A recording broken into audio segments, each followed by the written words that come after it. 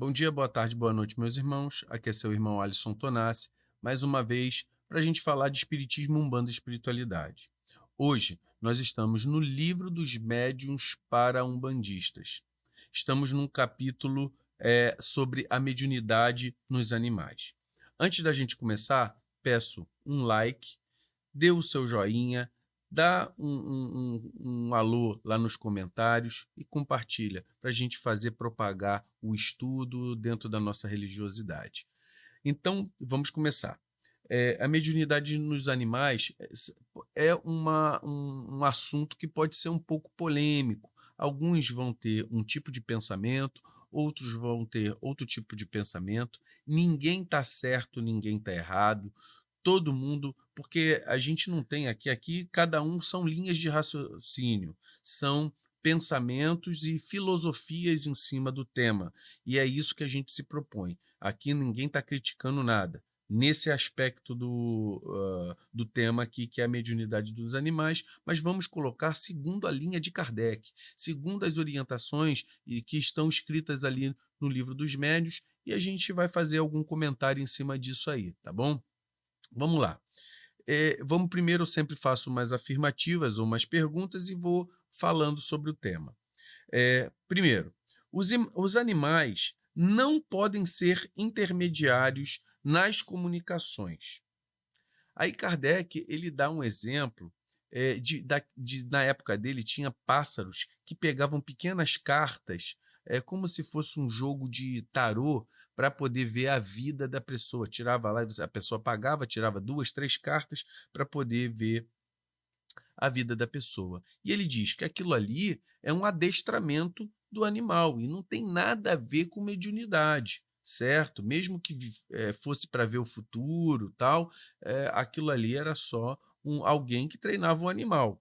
E aí, por que ele fala isso? Porque o animal tem barreira energética, tem barreira fluídica, tem uma barreira de assimilação e tem falta de vínculo perispiritual, certo? Então, o vínculo perispiritual cria-se uma barreira ali, tá?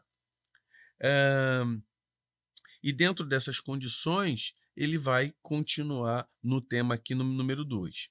Ele começa a fazer uma sentença, uma afirmativa, que é o seguinte: o semelhante atrai semelhante.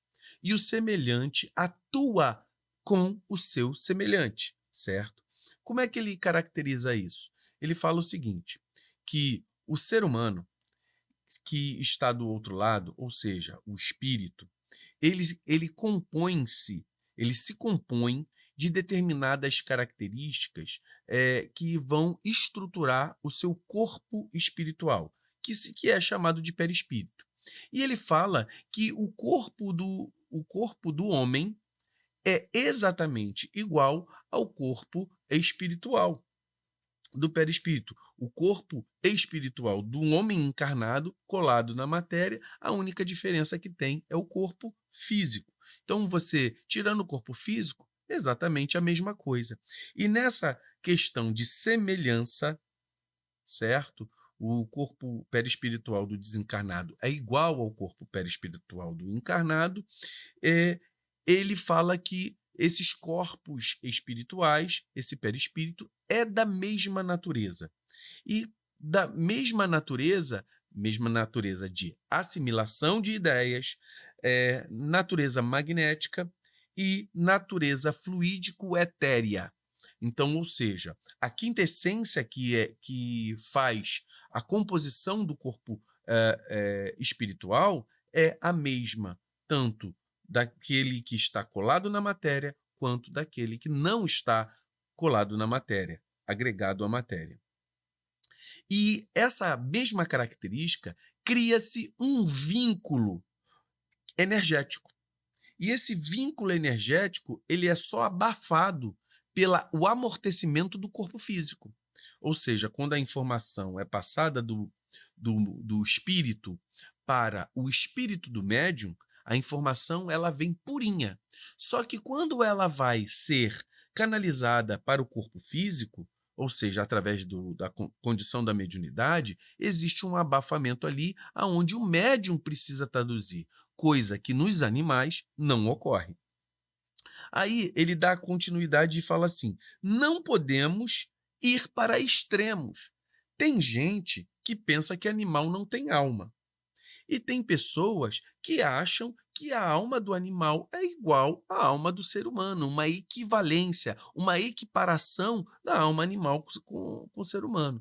E a espiritualidade diz: nenhum, nem outro.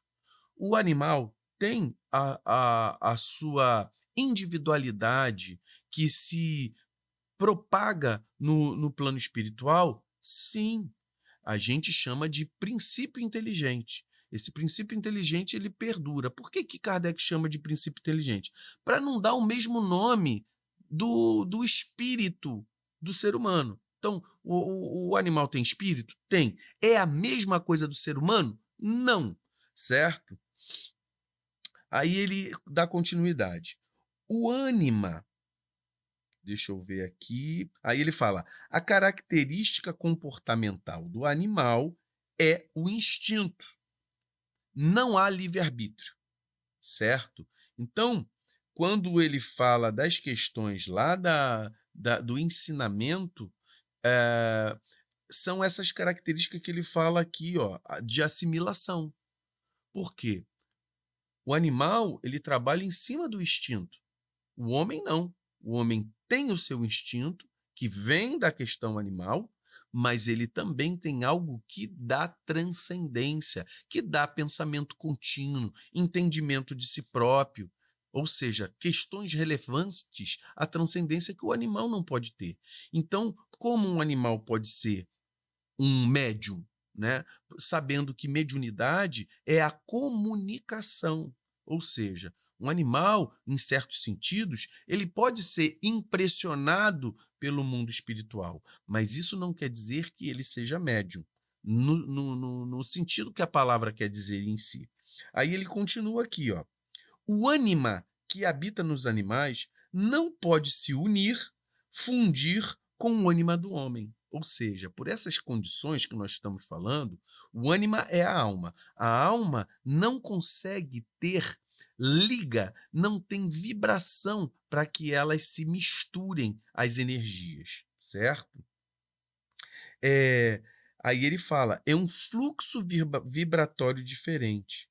Aí ele dá um exemplo aqui. É como se fosse uma corrente 220 num aparelho 110, ou um fluxo de alta tensão em qualquer aparelho que não corresponda a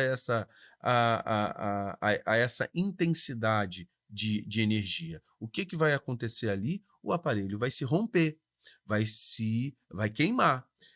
E aí ele até diz de um exemplo que nós vamos falar aqui na frente. Antes desse exemplo, ele fala o seguinte: não há arquivo mental nos animais para comunicabilidade. Então, o guia espiritual fala o seguinte: nós, para podermos fazer a transcrição do nosso pensamento para a palavra, precisa de tirar do arquivo mental do médium, do arquivo mental que está ali. E o animal não tem isso. Aí ele continua aqui. É bom entendermos que os fenômenos físicos só são possíveis pelo uso do ectoplasma do médium. Os objetos inanimados não são médiums. Quem pode mais, pode menos. Aí ele dá um exemplo aqui. Seguinte, quando os espíritos impressionam os animais, eles fazem não pela característica do próprio animal ser um agente observador do mundo espiritual. Ele está falando que o espírito impressiona o animal pela sensibilidade dele, e isso não é mediunidade, na total acepção do que ocorre com o ser humano, é uma sensibilidade, ele é mais reativo às energias, mas quando o espírito ele vai trabalhar em cima dessa condição do animal, ele usa o ectoplasma de algum médium que está por ali. E dentro disso tudo, Aí ele pode, por exemplo, aparecer para um animal. Se o animal faz isso ou faz aquilo, eh, pode ser até por um fenômeno de treino, de adestramento, certo? E não em si pelo um quadro mediúnico que o guia espiritual faz com o animal. Eu, por exemplo, eu tive até um caso envolvendo essa questão do guia espiritual atuar em cima de um animal. Uma vez eu estava necessitando, na verdade, eu não tinha nem pedido para o caveira, mas ele eu precisava de algumas coisas na minha vida serem abertas. E o caveira sabia que eu não iria fazer uso do egé.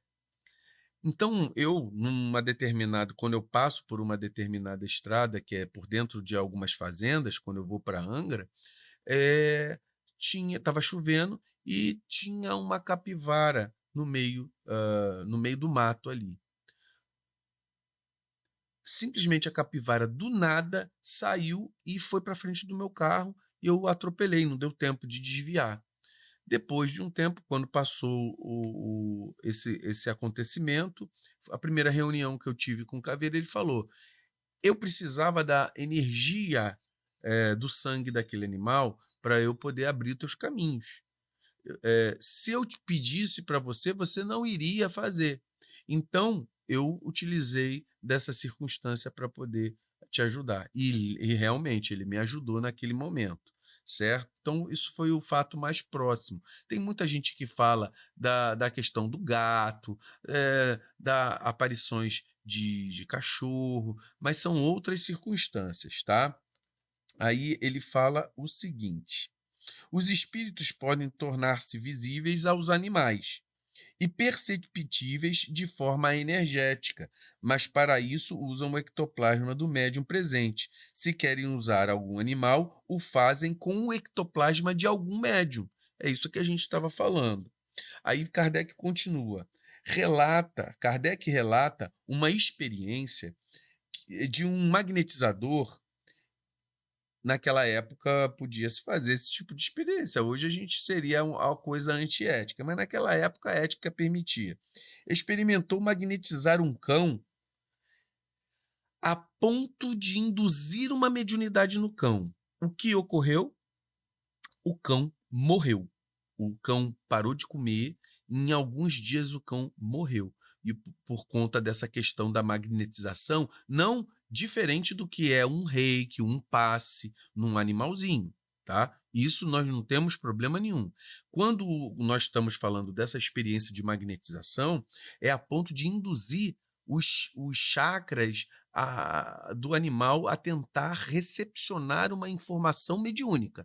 E isso aconteceu que o animal não aguentou o nível de energia dali. O animal, aí ele fala aqui, o animal tem sensibilidade, o animal tem alguma aptidão até para premonitória, de premonição. Então, mas isso não chega a ser no nível da mediunidade que nós temos um ser humano com outro ser humano.